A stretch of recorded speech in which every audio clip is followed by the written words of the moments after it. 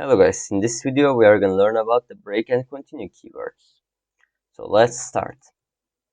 Let's set up a basic for loop and now the first part of our for loop is what we are gonna do when we enter this for loop. We are declaring a variable called as I and assigning 0 to it. Second part of our for loop is the condition. We are gonna run until I is more than or equals to 10. Third part of our for loop is what we are going to do in every iteration. We are going to increase I by 1.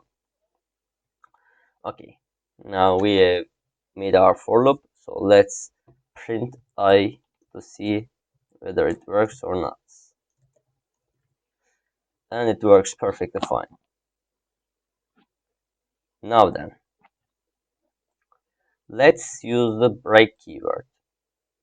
Let's add a statement that if, let's say, I is equals to 6. When I is equals to 6, let's break. And I'm gonna put a console.log outside this for loop to show that we have exited the for loop.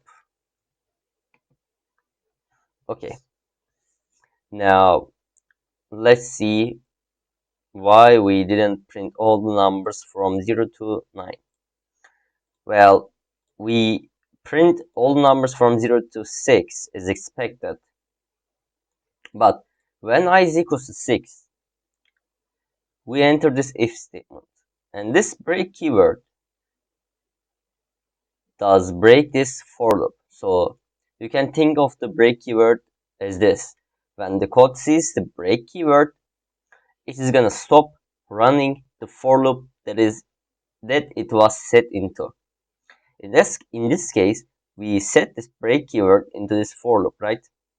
So we immediately get out of this for loop.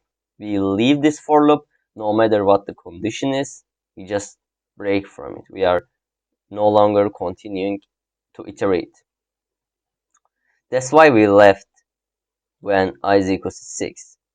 And to show that we actually did not continue our code, let's add another console.log. We print 0, 0, 1, 1, 2, 2, 3, 3, 4, 4, 5, 5, but only one 6. And this 6 is what we print from this for loop. Then we enter this if statement. Our code sees the break keyword. Then we don't even finish our for loop. We just break out of it. So that's the whole idea behind this break keyword. Now, what if we replace it by continue keyword? Okay, so when I save it, well, in this case, we printed all the numbers from 0 to 9. But realize that we did only print 6 only one time.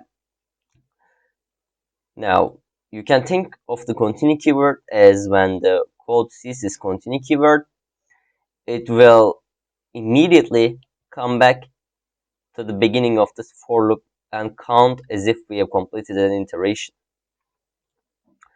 So we print all the numbers from 0 to 5 normally, and when I is equals to 6, we print I, which is here, we printed 6. Then we enter this for loop. We enter this if statement. Our code sees this continue keyword. Then, as I said, we do not continue our code. We come back to our for loop again. We increase I by 1. We check the condition. We do what this for loop tells us to do. But realize that we only printed 6 one time because our code did not reach this console.log when I is equals to 6. So these are the basic ideas behind the break and continue keyword. If you have any question, please leave a comment and have a great day.